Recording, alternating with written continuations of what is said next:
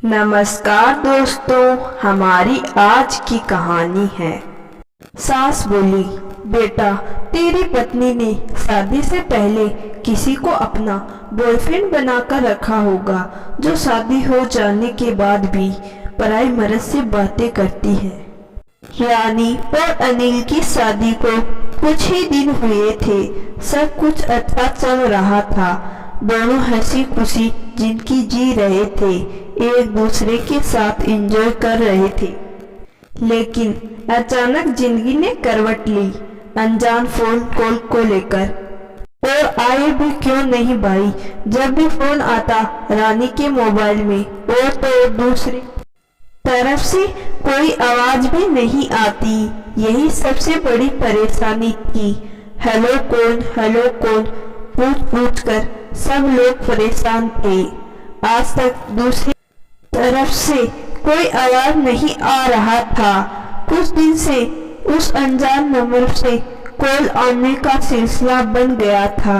रानी ने अपने मोबाइल में उस नंबर को ब्लॉक कर रखा था, लेकिन घर के नंबरों में उस फोन कॉल के आने को कैसे रोक सकती थी। इसीलिए उसमें अभी भी अनजान नंबरों से कॉल बार बार आ रहा था। घर का कोई भी मेंबर फोन उठाता तो उधर से कोई जवाब नहीं आता। धीरे धीरे सास ससुर परेशान रहने लगते हैं।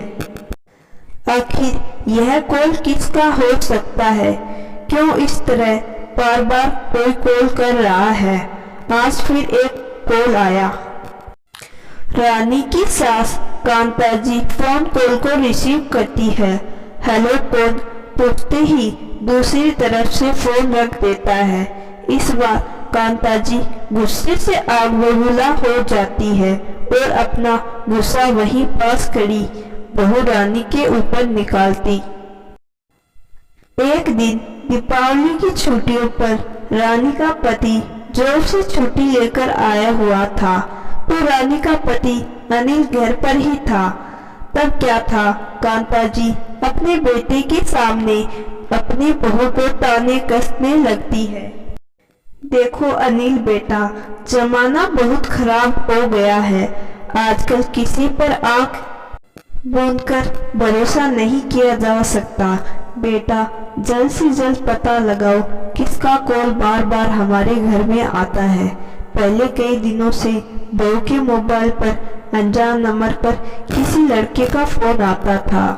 कहीं किसी का कोई चक्कर वक्कर तो नहीं, पुरानी दोस्ती या प्यार वार का चक्कर। अपनी बहू की ओर इशारा करते हुए कहती है, क्या पता शादी से पहले किसी को अपना बॉयफ्रेंड बनाकर रखा होगा, जो शादी हो जाने के बाद भी पागलों की तरह फोन कॉल किए जा रहा है। वैसे भी लोग किसी का दिल नहीं पढ़ पाते, उसमें क्या छुपा होता है वही जान सकता है। कहीं तुम्हें आगे चलकर पछतावा ना पड़े। वैसे हमने अपनी तरीके से बहू और बहू के घर वालों का पता अच्छे से लगवाया था। फिर भी आजकल की लड़कियां न जाने कॉलेज के बहाने क्या क्या गुलछरे उड़ाती है। जल्द से जल्द पता करो, कहीं प्यार वार और इसका चक्कर तो नहीं। रसोई घर में काम करती हुई रानी सारी बातें सुन रही थी। सुनकर उसका दिल रो उठा है, आंखों में आंसू झलक उठे हैं। सासू माँ मेरे बारे में ऐसा सोच भी कैसे सकती है? अब मैं इस घर की बहू बन गई हूँ, इस घर की इज्जत हूँ। अपने ही घर की इज्जत और स्वाभिमान पर खुद सासू माँ उंगली उठा रही है, जबकि ऐसा कुछ नहीं है। मैं जानती हूँ। जब बहुत कुछ बर्दाश्त से बाहर हो गया, तब बाहर निकलकर रानी कहती है, मम्मी जी आप जैसा सोच रही है वैसा कुछ नहीं है, बिना मतलब अनिल का दिमाग में आप सबका बीज डाल रही है। हो सकता है यह कॉल किसी और के लिए आ रहा होगा। पहले आप पता तो कर ले। कांता जी अपनी बहू को गुस्से से कहती है। रानी तुम इस घर की बहू हो, तुम्हें कोई हक नहीं मेरे घर के किसी भी मेंबर पर उंगली उठाने का। मेरे घर के बच्चे ऐसे नहीं हैं, बहुत ही संस्कारी और समझदार है। मुझे अपने बच्चों पर गर्व है, खासकर मेरी बेटी पूजा के ऊपर। बहुत भोली और अच्छी है। वह तो तुम हो जो अपने पति के होते हुए पराये मर्द से बातें करते शर्म नहीं आती तुझे, बेशरम कहीं की। फिर मम्मी जी, आपने मुझ पर कैसे उंगली उठाया? आप कैसे सोच लिया मैं ऐसे वैसी लड़की थी? बिना सोचे समझे मुझ पर इल्जाम लगाती जा रही है। क्या यह सही है? मैं भी तो किसी की बेटी हूँ और अब बहू हूँ, मेरी भी इज्जत है। मैं बेमतलब ऐसी बातों को सुनकर कैसे बर्दाश्त कर सकती हूँ? रानी बहू, तुम तो चुप करो, बिल्कुल चुप हो जाओ। मैं जल्द से जल्द पता करूंगी वह अनजान नंबर से किसका कॉल आता है, तब पता चलेगा कौन गलत है और कौन सही। इतनी तेज आवाज में रानी को डांट लगाती है कांता जी की। बेचारी रानी रोते रोते वहां से उठकर कमरे में चली जाती है। रानी का पति अनिल नहीं चाहता था कि रानी का दिवाली का त्योहार बर्बाद हो, इसीलिए उठकर उसे पीछे पीछे उसे मनाने चला जाता है और बोला, छोड़ो ना रानी, कोई माँ की बातों का पूरा भी क्यों मानना? क्या मेरी माँ तुम्हारी भी तो माँ जैसी है? नहीं अनिल, ऐसा बिल्कुल नहीं है। यदि मम्मी जी मेरी माँ जैसी होती तो कभी मेरे ऊपर ऐसा गंदा इल्जाम नहीं लगाती, रोते हुए कहती है। अनिल रानी को अपने गले से लगाकर कहता है, चाहे कोई कुछ भी बोले, मैं तुम्हें बहुत अच्छे से जानता हूँ। अब तुम मेरी अर्धांगिनी हो, हम सफर हो, और उससे भी बड़ी बात तुम मेरी जान हो। तुम्हारा रोना मुझे बिल्कुल अच्छा नहीं लग रहा है, सच कह रहा हूँ, मैं भी रो दूंगा। इतना सुनते ही रानी चुप हो जाती है। कुछ दिन घर का माहौल यूं ही बना रहा। तभी अचानक एक दिन उसी नंबर पर दोबारा कॉल आया। इस बार अनिल ने ही फोन कॉल उठाया। उधर से आवाज आई, हेलो अनिल भैया, आप पूजा के भाई हो? क्या पूजा ने मुझे ये नंबर दिया है? क्या आप मेरी पूजा से बात करवा सकते हैं? मैं उसका कॉलेज का दोस्त रवि बोल रहा हूँ। बहुत दिनों से उससे बात नहीं हो रही तो मैं बहुत घबरा गया, मुझसे रहा नहीं गया, इसीलिए मैं अपनी जानकारी आपको दे रहा हूँ। शायद पूजा ने भी कभी मेरे बारे में बताया होगा।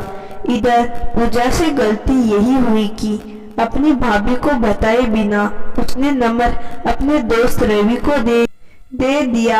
यह बोलकर बाय चांस कभी बात नहीं हो पाए तो इन नंबरों पर कॉल करके बात कर लेना। लेकिन कुछ दिनों पहले पूजा अपने मामी के घर शादी में चली गई। वहां जाने के बाद मामी ने जबरदस्ती उसे कुछ दिन वहां रोक लेती है। पूजा भी रवि को फोन करके यह सब सारी बातें बताना भूल जाती है। यहाँ अनिल अपना दिमाग लगाता है। उस फोन कॉल को वहीं पास खड़ी अपनी माँ को थमा देता है।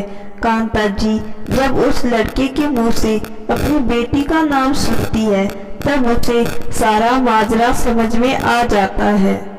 अपनी बहू रानी को शक की नजरों से देखा और अपने बेटे को भी देखने के लिए मजबूर किया। मुझसे बहुत बड़ी गलती हो गई, मुझसे इतनी बड़ी भूल हो गई। माँ होकर भी बेटी और बहू में इतना बड़ा फर्क कर लिया। अपनी बेटी पर शक न करके सीधा अपनी बहू पर शक कर लिया। इतनी बड़ी भूल कैसे कर सकती हूँ? बहुत बुरा किया रानी के साथ। आगे बढ़कर अपनी बहू को गले लगा लेती है। रानी बेटा, मुझसे बहुत बड़ी भूल हो गई। मैं भी बेटी की माँ हूँ, यह बात मैं कैसे भूल गई थी।